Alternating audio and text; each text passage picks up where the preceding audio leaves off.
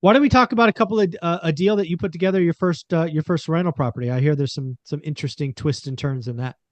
Yeah, so my first property on my channel, I talk about my rental property that I bought, but my first ever property was back when I was around 21, 22 years old, 2012 to 13, around that time frame. So a little while ago, I was pretty young. I just got back from a deployment. I moved over to Augusta, Georgia, and me and my wife had just gotten married, probably about 6 months to a year prior. And we're like, man, we got married. Let's kind of do the natural American dream. Let's go find a house. And so we go looking and we find this, we searched quite a few houses. And at that time, I didn't have, the knowledge or the wisdom to be like, all right, we should probably be looking at a rental, something that cash flows, something that we can maintain when after we leave here, because in the military, a lot of people know we move around a lot.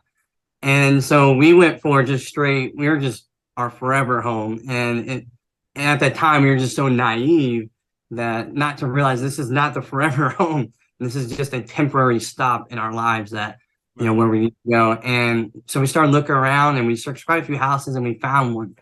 And it was, again, around 2012, 13 time. And it was right there, probably within, 2, 3 blocks of the Savannah River, red brick, colonial style house, 3 bed, 2 bath, absolutely beautiful home. And we really bought it essentially because we fell in love with it. It wasn't even at that time, even though it was an amazing location, amazing property, it just got renovated, the people were moving out. We fell in love with it, and that's why we bought it. And we lived in it for probably about a year and a half. And sure enough, I came on orders, had to go to Korea for a year, and then come back. And then we got orders again to move down south, even further to Fort Stewart. And we had to rent the property. And what we didn't take into account was, again, had I done the work and I knew the knowledge at that time, I would have known, hey, the flood insurance is pretty high for that area. It essentially broke even on the property. And, so we had to move down. That flood insurance alone was just $200 a month Oof. back at that Ouch. time.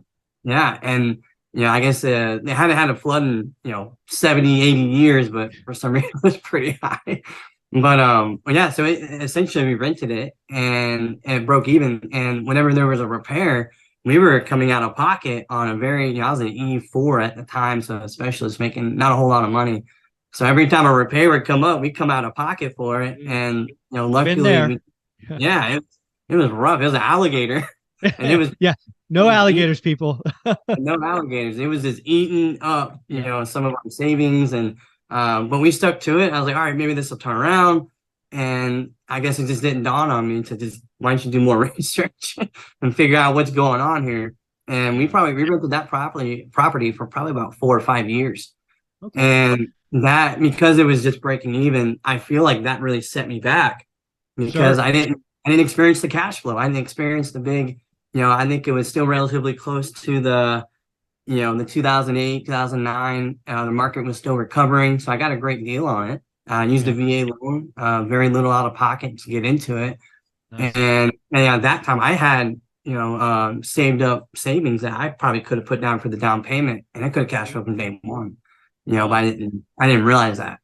I thought, hey, very little out of pocket, get into a property that we love and, it'll all go out, it'll all work out from here.